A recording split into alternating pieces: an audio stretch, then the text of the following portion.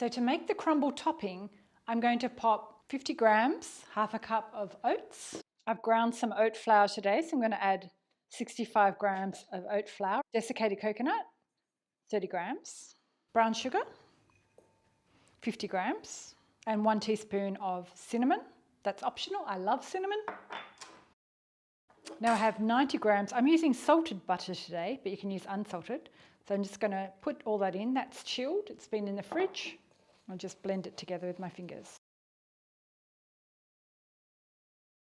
Look at that. I've got this lovely biscuity kind of top, and that's the crumble.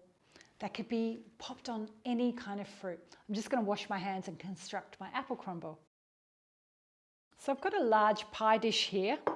You can do it in any kind of shaped dish you like. I'm just going to grease it with a bit of butter. I've got a leftover butter wrapper. This just makes cleaning up easier. So it's all greased.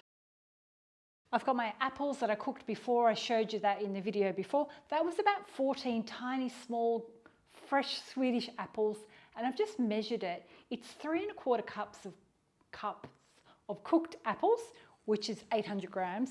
So I'm just going to pop them in. I prefer doing it this way. So I pre-cook my apples, and I've just pre-cooked those with, there was only a little bit of water. It's about 1/4 cup of water and some lemon zest and lemon juice. I don't add any sugar to my apples. And then I just crumble this crumble top on top. I was just distracted by my computer. I just wanted to see how long I cook it for. So I've had my oven heating up, so it's at 160 degrees C with a fan. And because the apples are pre-cooked, I then just bake it for about 25 to 30 minutes. You can do it right before you need to serve it for dessert. I'm just pre-cooking it now for the video. Now it's ready to bake. I'm going to bake it on the middle shelf for 30 minutes.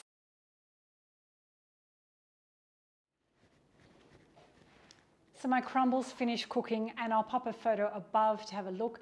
I'm not going to eat it yet. It's right on dinner time. I'm going to wait and have it later for dessert. But I end up cooking the top for an extra 5 minutes under the grill, just at 180, because it didn't look brown enough today. I'm not sure why, so I've just given it an extra 5 minutes to make it nice and crunchy. Let me know if you give this recipe a go. Hit thumbs up. I love crumble, especially in winter, and I hope you do too. Thanks for watching. Bye.